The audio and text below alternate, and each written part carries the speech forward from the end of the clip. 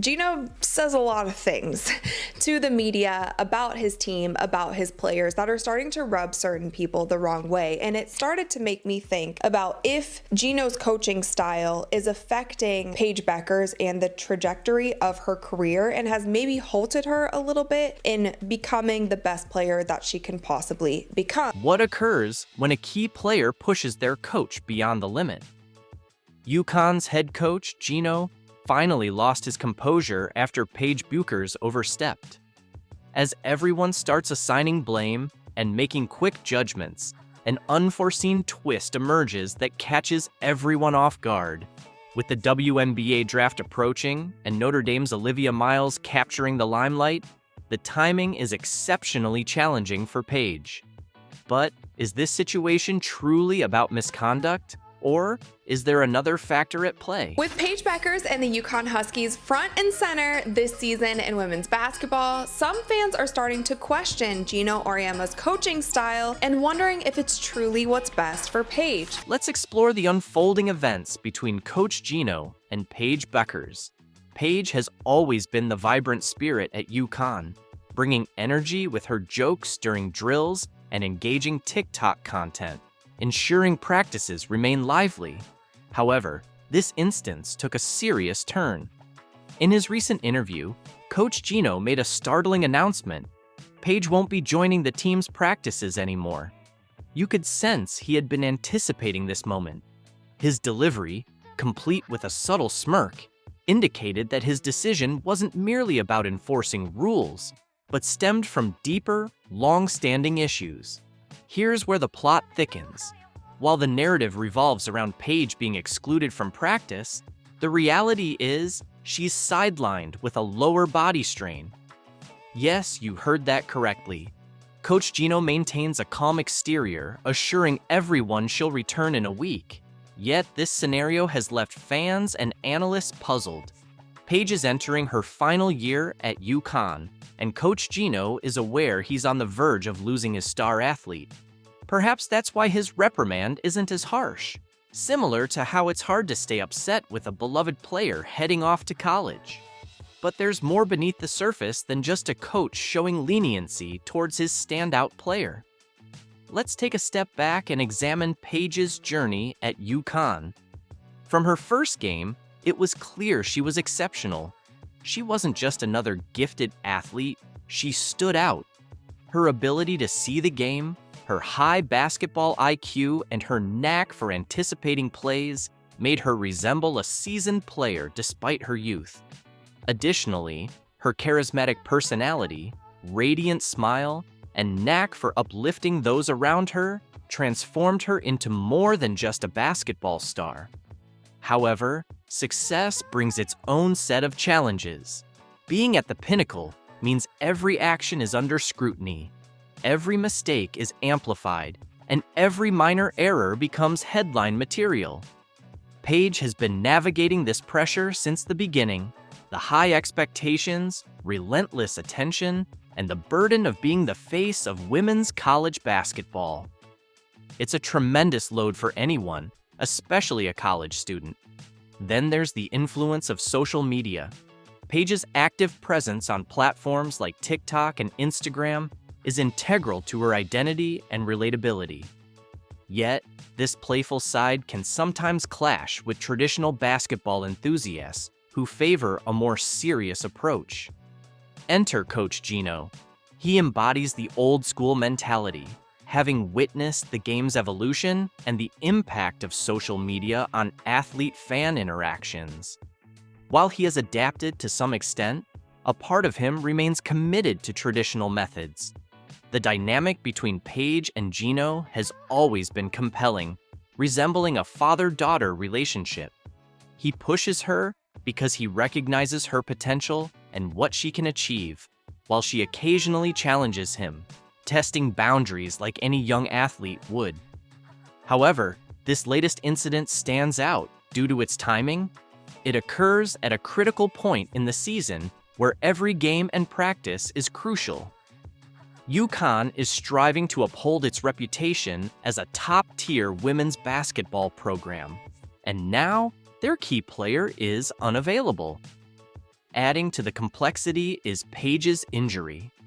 Throughout her college tenure, she has faced and overcome various setbacks, each time emerging stronger, yet raising concerns about her long-term durability. WNBA scouts are closely monitoring her, not just for her impressive stats, but also her resilience and ability to endure the demanding professional schedule. Speaking of statistics, let's delve into her performance. Prior to this incident, Paige was having an outstanding season, averaging 20 points per game, a mark of elite performance. Her three-point shooting efficiency at 40% and 4 assists per game highlight her ability to score effectively and enhance her teammates' play. UConn has tailored their offensive strategy around Paige's strengths, her vision, her knack for creating opportunities, and her clutch performances in critical moments. Her absence forces the team to adapt and rethink their approach. I'm literally lost for words knowing what this woman meant to me in such a pivotal point in my life. She was the only person, which is interesting since she's been Can't pay some bills, baby. I just hope y'all know the WNBA don't pay my bills at all. I don't even think that pays one of my bills. Literally. I'm trying to think of like my work for what I said. Angel Reese has just demonstrated that being cheap isn't merely a personality trait. It's a deliberate lifestyle choice, and she's embracing it fiercely during her basketball offseason. She decided that a little extra money was worth completely tarnishing her image, prompting her to pursue a bold career path. I'm a beautiful girl. Like, I'm a beautiful woman. I've been posting pictures in my bikini. I got a nice body and I work hard for it. And if I want to post a picture in my bikini, I should be able to without being sexualized. From the very beginning, it was clear that her main ambitions were fame and fortune, no matter where they originated. Just last night, she was spotted at a strip club with Cardi B, sealing a daring modeling contract that left everyone speechless for all the wrong reasons. I've got all the juicy details, so let's jump right in.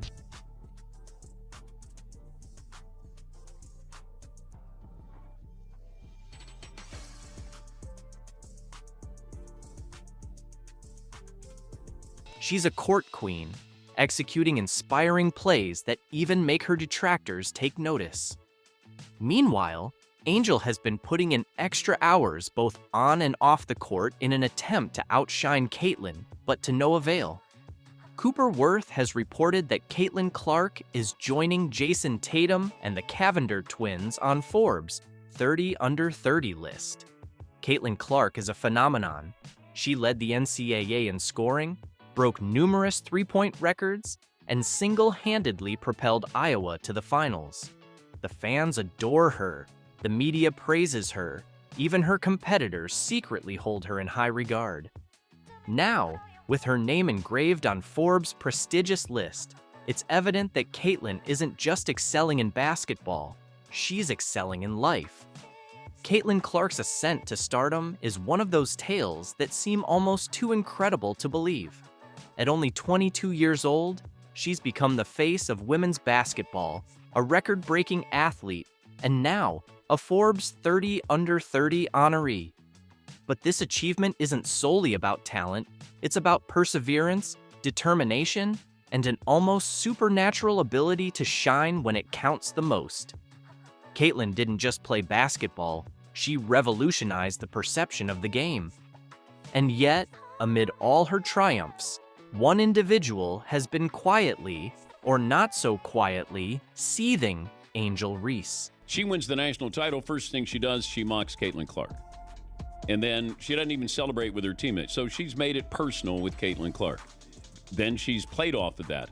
Even Caitlin Clark getting knocked down in that game on Saturday, who's standing up applauding but Angel Reese? So she's sort of embraced a Draymond Green role here. From the moment they first faced off on the court, the rivalry between Caitlin and Angel was unmistakable. It wasn't merely about competition, it was personal. Caitlin, with her precise shooting and exceptional game awareness, made every move appear effortless. Fans admired her not because of her background, but because of her sheer brilliance. In contrast, Angel was always the outspoken, rebellious player, bringing drama both during games and off the court. While Caitlin let her performance speak for itself, Angel often relied on theatrics. Let's be honest, Caitlin's statistics alone are enough to silence any critic. She led the NCAA in scoring, averaging an impressive 27.8 points per game. That's not just impressive, it's historic. She became a three-point specialist, sinking shots from distances that left defenders helpless. It wasn't uncommon to see her make a shot from nearly half court, turn to the crowd, and flash her signature smirk. Fans loved it. Opponents, not so much. Started from the national championship game, and I've been dealing with this for 2 years now.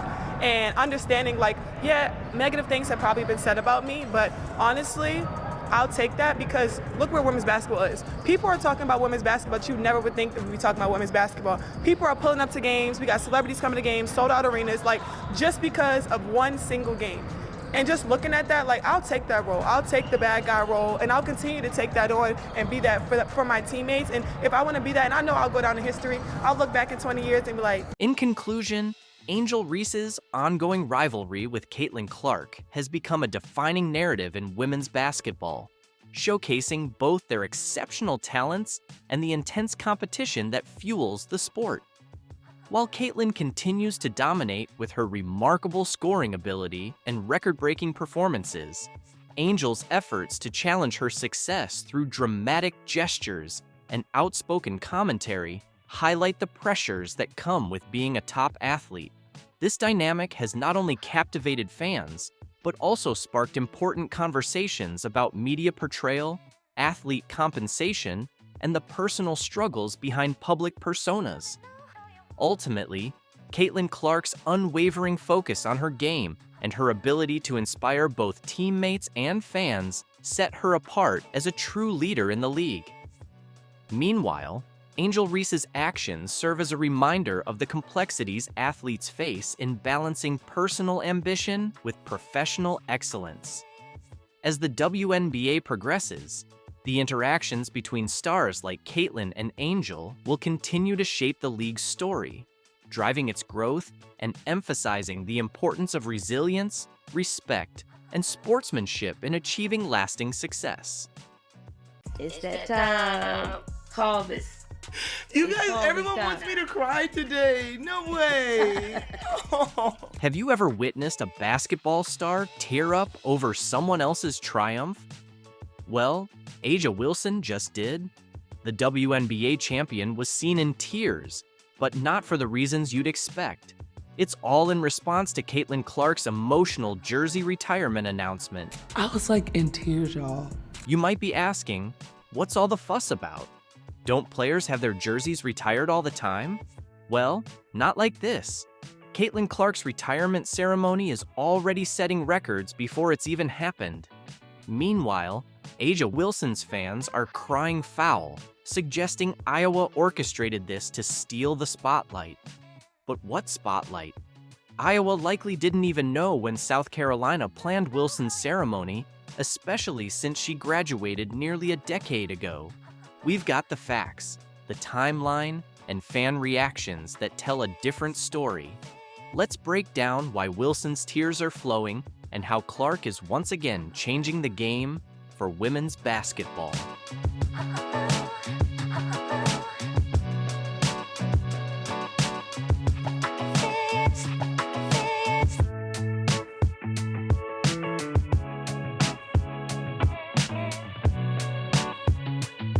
February 2nd, 2025. Don't forget that date, because it's about to become legendary in women's basketball. 2 players, 2 jersey retirements, but only one is stealing the spotlight like a supernova. Caitlin Clark and A'ja Wilson, both revolutionizing women's basketball in their own ways, are set to have their jerseys retired on the same day. But that's where the comparison ends. Clark's ceremony at Iowa is generating a buzz that's completely overshadowing Wilson's South Carolina event. Iowa taking on USC and Juju Watkins, nationally televised game, I believe. February 2nd, 2-2, so it's 22. Everything about it lines up. Let's talk numbers because they're crazy. The cheapest ticket to see Clark's jersey rise to the rafters is over $700, which is the most expensive ticket in women's basketball history. For some perspective, this price tag is even steeper than the cheapest ticket to an NBA Finals game. And if you're aiming for the best seats in the house, you'd better have a thick wallet, with tickets going for over $8,000. Meanwhile, you can catch a seat at Wilson's ceremony for just $25. No, that's not a typo. We're talking about a price difference more than 28 times higher for Clark's event. But that is a supply and demand thing, especially in today's day and age where there's no such thing as a sellout, right? Where you can go to any event you want as long as you're willing to pay for it because of the secondary ticket market. Social media is blowing up with reactions. This isn't just about ticket prices. It's a game-changing moment for women's basketball. The demand we're seeing now was unimaginable just a few years ago. Clark's final home game shattered records with tickets reaching $450. But now that feels like pocket change compared to her retirement ceremony. What's unfolding here is Clark reshaping the entire landscape of women's basketball. She's not just rewriting the record books on the court, she's breaking barriers off it. Clark has become a cultural icon, drawing in fans who might have never tuned into a women's basketball game before. I'm leading scorer in women's college basketball.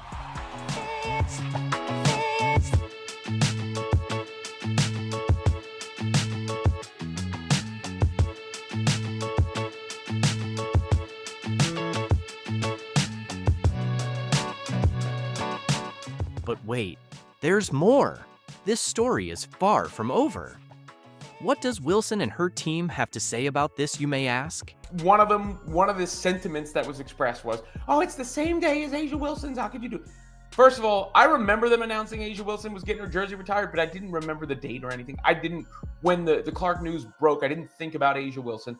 And again, as is the case with Caitlin Clark, this only is going to bring more attention to A'ja Wilson's jersey retirement. As ticket prices for Clark's ceremony soared, another kind of inflation was taking over: online outrage. A'ja Wilson's fans aren't just upset, they're convinced a conspiracy is at play. But what if the real story is even more explosive than they think? The social media storm ignited with Wilson's supporters crying foul over the timing of Clark's jersey retirement. One fan didn't hold back, tweeting, "Why would y'all retire her jersey on the same day as A'ja Wilson? Are y'all stupid?" This sentiment echoed across social media, with Wilson's fan base feeling like their star was being overshadowed by the Clark phenomenon. But here's where it gets interesting. The timeline of these announcements tells a different story. Iowa didn't just pull Clark's jersey retirement out of thin air.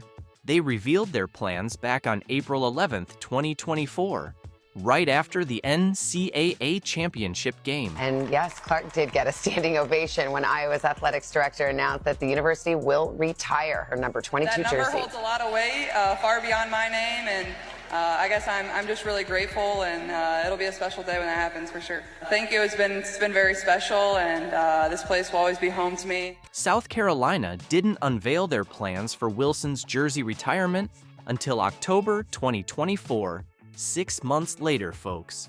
Wilson's fans are saying they're not Clark fans, so why should they care about Iowa stealing the spotlight with their announcement?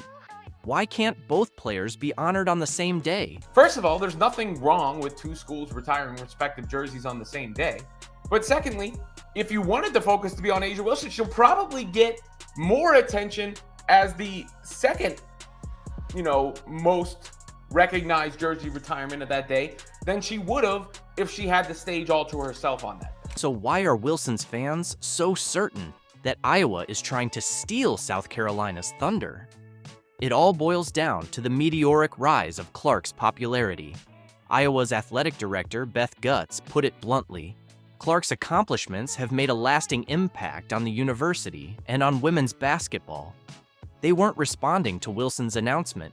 They were celebrating their own superstar. Now, let's address the elephant in the room. Why did it take South Carolina so long to honor Wilson? One fan pointed out the obvious. Why did it take a decade for South Carolina to retire Asia's number? How is that Iowa's problem? It's a fair question.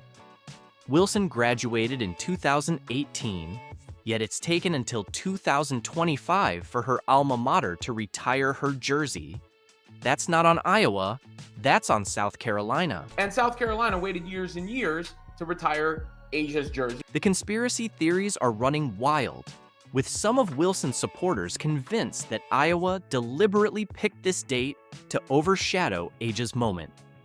But let's think this through. Iowa chose a date that aligns with a high-profile game against USC, featuring rising star Juju Watkins, which was already set to be nationally televised. Plus, Clark's jersey has been hanging in Carver Hawkeye Arena for months. Everyone knew it was coming. How could Iowa possibly know when Asia's retirement ceremony was planned? No one even knew about it until Clark made her announcement. This isn't about stealing anyone's spotlight. It's about maximizing exposure for women's basketball as a whole. And then there was, Iowa is rushing this. They're rushing, or everything is rushed with Caitlin Clark. No, she just did things faster and garnered more attention and more notoriety and celebrity and celebration and popularity. Here's what's hilarious. Some fans are actually asking for Wilson to move her date. One tweet put it bluntly, "Tell Asia to move her date." Then the face of the WNBA is retiring hers. Show some respect. It's a stark reminder of how quickly the landscape of women's basketball is evolving. So what's really happening here? Is this about disrespect? Or is it simply a changing of the guard in women's basketball? The facts don't back up the conspiracy theories. Iowa's plans were in place long before Wilson's announcement, and they're just capitalizing on Clark's massive popularity. But here's the twist. There might be more to Asia's reaction than just the jersey retirement itself. Is this truly about the ceremony, or could it be a deeper feeling of jealousy? I'm really excited for this new beginning and to build something from the ground up here with the Valkyries. As the WNBA undergoes its first expansion in nearly 20 years, the Golden State Valkyries step onto the scene, poised to make a significant impact. Kate Martin makes her much-anticipated return to the court, now proudly wearing the new franchise's jersey and shouldering immense expectations. Unfortunately, A'ja Wilson is displeased with this development and appears to hold resentment toward Kate, viewing her actions as a betrayal. Yeah, honestly, my focus has just been getting better. I mean, all around. I had a decent rookie season, but I just know something that's really cool about me is that my ceiling is very high. Meanwhile, reigning MVP A'ja Wilson is feeling increasing pressure as she watches rivals and newcomers aggressively enhance their game. With Caitlin Clark already emerging as the next major star, brace yourself for a season that promises a true transformation on the court. Envision the scenario after many years without a significant shift. The WNBA is finally undergoing a substantial expansion. The last time something of this magnitude occurred was nearly 2 decades ago, and now the Golden State Valkyries are stepping into the league with all the fanfare and excitement. I have a lot of room to grow. Always working on my shot, always working on being quicker, but behind the scenes, analysts, players, and fans were restless, eagerly speculating about the names selected in the WNBA expansion draft. Amid corridor whispers, leaked information, and bold assumptions, one name stood out: Kate Martin, officially chosen by the Golden State Valkyries. Her acquisition is poised to shift the league's power dynamics, directly impacting established stars like current MVP A'ja Wilson.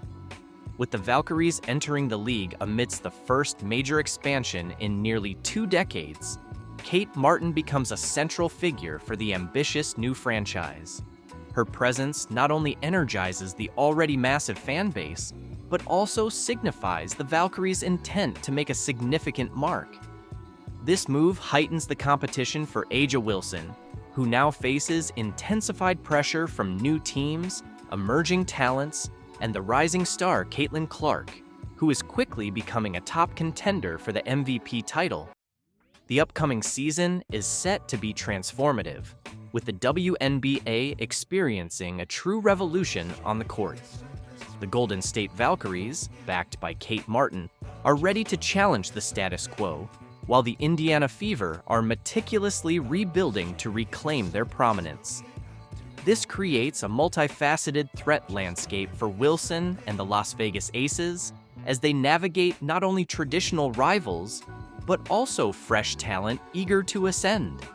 Caitlin Clark's emergence adds another layer of excitement and tension. Her offensive prowess, court vision, and magnetic personality position her as a formidable rival to Wilson, potentially leading to a fierce MVP showdown. Meanwhile, the Indiana Fever, despite losing some players in the expansion draft, are strategically assembling a team hungry for victory, ensuring that the competition remains fierce and unpredictable. As the WNBA grows with new teams and rising stars, the stage is set for a season filled with tight confrontations, strategic trades, and intense behind-the-scenes maneuvers. The clash between the Golden State Valkyries, Indiana Fever, Las Vegas Aces, and standout players like A'ja Wilson and Caitlin Clark will define the league's future. Fans can look forward to thrilling matchups and the rise of new legends as the WNBA continues to evolve. The central question remains: who will emerge victorious as the league undergoes these profound transformations? Will Kate Martin lead the Valkyries to success and become their iconic face? Can the Indiana Fever reinvent themselves and challenge the established powerhouses? And will A'ja Wilson maintain her MVP status against the rising threat of Caitlin Clark? These answers will unfold on the court, making the upcoming season one of the most exciting and pivotal in WNBA history. Did you hear the latest uproar in the WNBA? Diana Taurasi, one of the league's all-time greats, is openly furious about being compared to rookie sensation Caitlin Clark. Taurasi believes that as a seasoned veteran, she deserves more respect and recognition, pushing back against claims that Clark is outperforming her. Taurasi, who has consistently been a cornerstone of the Phoenix Mercury, feels that the comparisons are undermining her legacy. "I've dedicated my life to this game," Taurasi stated in a recent interview. "Being compared to a rookie who's just starting her journey isn't fair. I deserve better recognition for my years of hard work and achievements." But let's talk numbers. Caitlin Clark has been nothing short of phenomenal this past season. She's averaged 22 points per game, leading the league in assists with 9.5 per game, and boasts a three-point shooting percentage of 40%. In contrast, Taurasi averaged 18 points, 5 assists, and shooting 35% from beyond the arc. Clark also holds the record for the most assists in a single season, showcasing her playmaking prowess that has transformed the Indiana Fever into one of the top teams in the league. Clark's impact goes beyond just the stats. She's revitalized the Fever, turning a struggling team into playoff contenders with her leadership and dynamic play. While Taurasi has been a consistent performer, Clark's explosive performances have captured the spotlight, leading many to argue that she's the more valuable player this season. Taurasi's frustration is understandable. After over 2 decades in the league, she's amassed 5 WNBA championships, 2 MVP awards, and countless accolades. Yet, in the eyes of some fans and analysts, a rookie is already outshining her. This has sparked a heated debate about the criteria for valuing veteran players versus rising stars. Critics of the comparisons point out that Clark's all-around game and statistical dominance make her a strong MVP contender. However, supporters of Taurasi argue that experience, leadership, and clutch performances in high-stakes games are just as important, if not more so, than raw statistics. The controversy reached its peak when Taurasi confronted the narrative head-on. "Comparing me to Caitlin is like comparing apples to oranges," she said. "Experience and consistency matter. Caitlin is incredible, but she's still learning. I've been here, building this league, and I expect to be treated with the respect that comes with that." Meanwhile, Caitlin Clark continues to excel, proving that her rookie season is one for the history books. Her ability to score, distribute, and make game-winning plays has earned her a legion of fans and a prominent spot in MVP discussions. As the season progresses, the rivalry between Taurasi and Clark highlights the evolving dynamics of the WNBA, where veterans and rookies alike are pushing each other to new heights. The debate isn't just about who has better stats, it's about what makes a player truly valuable. Is it the ability to dominate the scoreboard, the knack for making teammates better, or the experience to lead a team through tough times? Taurasi and Clark represent different facets of greatness, and their comparison raises important questions about how we honor and recognize talent in the league. As the WNBA season heats up, all eyes are on Diana Taurasi and Caitlin Clark. Taurasi's call for better treatment of veterans and Clark's undeniable rise are shaping the conversation around player value and legacy. Whether you side with Taurasi's experience or Clark's impressive stats, one thing is clear: the future of the WNBA is bright, with both legends and rising stars driving the game forward. What do you think? Should veteran experience weigh more heavily in MVP considerations? Or should outstanding rookie performances like Caitlin Clark's take center stage? The Las Vegas Aces, the team that revitalized the modern-day super team in the WNBA. They went from dominating the league, winning back-to-back championships, literally having teams craft their roster in order to beat the Aces, is now the team that did not live up to expectations this year, and is a team that's one by one falling apart in front of our own very eyes. The Las Vegas Aces, the powerhouse that redefined the modern super team in the WNBA, transitioned from reigning supreme with back-to-back championships and forcing other teams to tailor their rosters specifically to challenge them, to now falling short of expectations this season. One by one, the team is disintegrating right before our eyes. Imagine if I told you that the WNBA's mightiest squad is on the verge of collapse. Once the undisputed queens of the court, the Las Vegas Aces are now confronting a major crisis. Free agency has kicked off, and the outlook is bleak. Key players are contemplating exits, and the front office is in turmoil. How is Aces MVP A'ja Wilson managing this sudden descent from glory? From championship celebrations to the team's unraveling, the Aces situation is leaving us reeling. I'm gonna go out there and I'm gonna try to be the best. I get y'all saying best player in the world. That's great, it looks great. But I wanna be the best person. I wanna be the best teammate, because that's how I get the best out of my team. But while Vegas is faltering, another team is soaring. The Indiana Fever are assembling a formidable lineup, with Caitlin Clark leading the charge and a front office transformation that's turning heads. Could we be witnessing a power shift in the WNBA? Are you ready? Let's dive in. And recently, they have been in the news for all the wrong reasons. Remember when the Las Vegas Aces were the shining stars of the WNBA? Those glory days are slipping away quickly. What was once an unstoppable dynasty is now falling apart, and trouble is brewing in Sin City. Imagine this. The Aces just got knocked out of the 2024 playoffs, embarrassed by the New York Liberty. Their offense, once a dominant force, completely collapsed when it counted the most. We're talking about a nearly 7-point drop in their offensive rating. Kelsey Plum and Chelsea Gray saw their shooting percentages plummet during the playoffs. It's as if they overnight forgot how to play basketball. We have to get better. We have to really take a sharp look at ourselves, look ourselves in the mirror, see our shortcomings, and then, you got to make the moves necessary, whatever that means, to put the best product that we possibly can. It's not going to be the same group probably next year. It just won't. And I'm sad about that because I really like that group. They were a pain in my ass, but I was a pain in their ass too. As the dust settles on their underwhelming season, the true drama begins to emerge.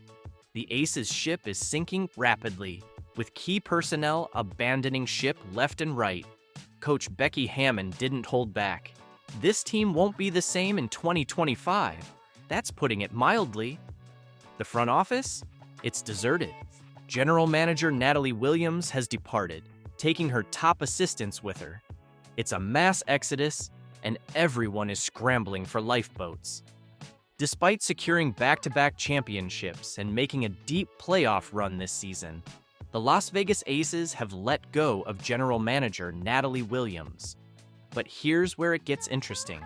Kelsey Plum, their exceptional sharpshooter, is contemplating leaving. Rumor has it she's eyeing the Golden State Valkyries.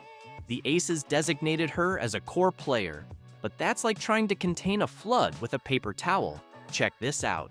The Aces are offering Plum a supermax contract worth around $250,000 for the 2025 season. Yet, even with that hefty offer, she's still ready to walk away. It seems money can't buy team loyalty after all. What is going on in their locker room? Like, this Aces team is falling apart. This is not a coach that I would want to play for. So, how did the once mighty Aces plummet so quickly? Could their very success be the reason for their downfall? Just think about it. Back-to-back championships, a roster brimming with all-stars, and the dazzling allure of Las Vegas. It's enough to make anyone's head spin. But while they were reveling in their triumphs, the rest of the league was catching up. Now, the Aces are facing the harsh reality that pride often precedes a fall. The big question is, can they steer this ship back on course, or is this the end of an era in Sin City? It almost seems like their triumph was the catalyst for their decline. Who would have thought that being at the top could lead to such a dramatic tumble? We talked a lot of smack last year. I'm sure they heard it, and they got to smack us this year. So, for us, we will have a long off season. You know the saying about an empty throne. Everyone wants a seat. But for the Las Vegas Aces, it's more like a sinking ship with no captain in sight. The front office resembles a ghost town, and who's left standing? Becky Hammon herself. But can one person navigate this vessel through such turbulent waters? Let's break it down. Free agency has kicked off, but who's calling the shots? Silence. Still no general manager on the horizon. Now, let's focus on Becky Hammon. She's contemplating a Cheryl Reeves-style takeover, a complete coach and GM package. It's a bold move, no doubt, but is it biting off more than she can chew? Hammon is already signaling major changes, saying it's time to take a hard look at ourselves, identify our flaws, and make the necessary adjustments. Sounds like someone is ready to clean the decks and steer this ship back on course. The WNBA's newest franchise, the Golden State Valkyries, have named Natalie Nakase as their first ever head coach. But here's the kicker. While Hammon might be preparing to lead the ship solo, her former assistants are abandoning ship. Natalie Nakase is making headlines with the Golden State Valkyries, becoming the first Asian American head coach in WNBA history. Then there's Tyler Marsh. He's plunging into the turbulent waters of the Chicago Sky's drama. Gone are his days of smooth sailing in Vegas. Now he's navigating a locker room that feels more like Mutiny on the Bounty than a dream team. With tension soaring, Marsh has his hands full. Chicago, as we just said, has Tyler Marsh as their head coach. He was also an assistant for the Las Vegas Aces, so that's caused a lot of back and forth because they've had two now assistant coaches leave. Natalie Nakase Nakase is now the head coach of the Valkyries. Meanwhile, back in Sin City, the Aces are taking on water. There are still no solid replacements for Hammond's key assistants. It's like watching a ship with only the captain on board. You can see it's headed straight for an iceberg, yet you can't look away. The rest of the league? They're circling like sharks, sensing blood in the water. This leadership gap isn't just a minor leak for the Aces. It's a massive hole in the hull that could sink their dynasty faster than you can say back-to-back champions. They're desperately trying to bail out their empire with both hands, but the flood is rising more quickly than they can manage. Will Hammond be able to plug the leaks and keep this ship afloat? Or will the Aces' reign end up at the bottom of the sea? We don't have it every year. It's not the way this works. You don't get to flip a switch. It's the beautiful thing about sports, actually.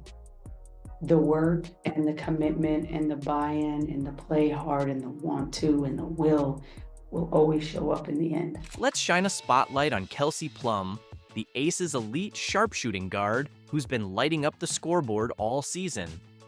But her playoff performance? About as chilly as a Vegas winter. In a pivotal matchup against the Liberty, Plum managed a mere 6 points on 2 of 9 shooting. That's a stark contrast to her regular season stats of 17.8 points per game, 4.2 assists, and an impressive 36.8% from three-point range. Now that Plum is entering free agency, you can bet numerous teams are eager to snatch her away from Sin City. Paige reminds me a lot of you. Like, you say it's not really about me. And she knows how her privilege has gotten her to that point. And also, like, she's good at basketball, but, like, she understands her privilege. It's like what pushes her over the top, in a sense. It reminds me a lot of you. And I mean, that's a compliment. But the turmoil doesn't end there. Alicia Clark, the veteran forward who has been a steadfast pillar for the Aces, is feeling the emotional weight of all this upheaval. When assistant coach Tyler Marsh decided to head to Chicago, Clark took a day to grieve the loss. It wasn't just about losing a coach, it was about losing a mentor and friend who had been pivotal to the team's success. And what about Tiffany Hayes? The seasoned guard came out of retirement to pursue a championship with the Aces. Now she's an unrestricted free agent, and her future with the team is as uncertain as a rookie's playing time. Will she stay for another shot at glory, or is it time to hang up her sneakers for good? It seemed like A'ja Wilson was diminishing the accomplishments of players like Kelsey Plum and Paige Beckers and someone who is her teammate. It felt like she was giving Kelsey Plum a backhanded compliment. And a lot of people, Aces fans, WNBA fans, Kelsey Plum fans, across the board really had a problem with this video, and it really left a sour taste in their mouth. Remember Kate Martin, the Aces' standout young talent? Well, she's now part of the Golden State Valkyries. The expansion draft scooped her up, and she didn't waste any time packing her bags. Within just 48 hours of being drafted, Martin was on a flight to San Francisco, ready to kick off her new journey. But what's really sparking conversations is Becky Hammond's subtle digs at her own players. She's been calling them out for focusing more on their Instagram followers than their free throw percentages. It's like she's trying to coach a team of influencers instead of true ballers. So here we are, watching the once mighty Aces scramble to keep their roster from completely unraveling. It's like they're playing a high-stakes game of musical chairs, and when the music stops, they might find themselves short of enough players to field a starting five. The Aces locker room has transitioned from championship celebrations to dealing with sour disputes in no time. And it's anyone's guess how they'll bounce back from this chaos.